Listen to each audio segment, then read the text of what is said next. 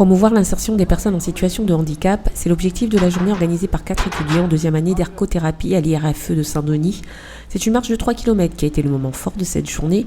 Plusieurs centaines de personnes porteuses de handicap et valides se sont retrouvées sur les routes de Brapanon pour cette marche de la solidarité. Au début, ça fait partie d'un projet qu'on doit mettre en place pour l'école.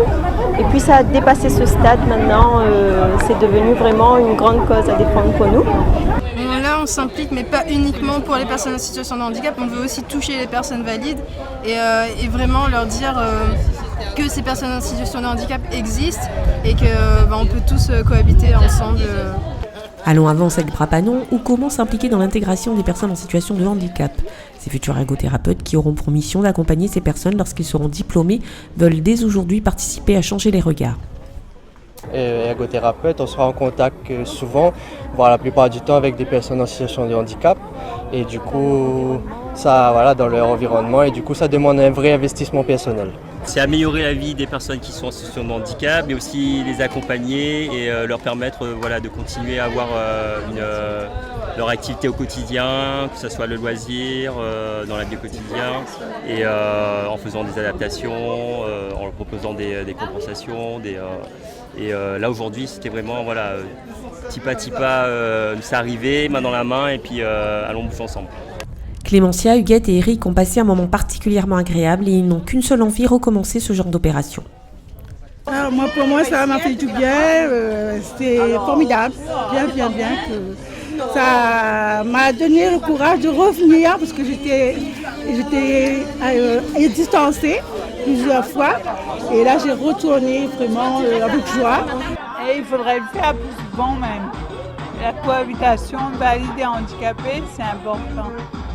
Beaucoup plus d'activités ensemble, valide et handicapés, c'est important. Je suis satisfait de ma performance. Je suis arrivé vainqueur, je suis vainqueur et je dédie cette victoire à mon père, ma belle-mère et toute ma famille qui viennent de Madagascar. Pour Morgane, cette marche a été l'occasion de se mettre dans la position d'une personne à mobilité réduite puisqu'il a fait le parcours dans un fauteuil roulant. Accompagnateur social au club en distraction sportive bénédictine, il y accomplit son service civique. Pour me mettre à la place de quelqu'un en fauteuil, pour voir leur quotidien, les difficultés qu'ils rencontrent, ça. Et franchement, il faut être fort. C'est un parcours du combattant.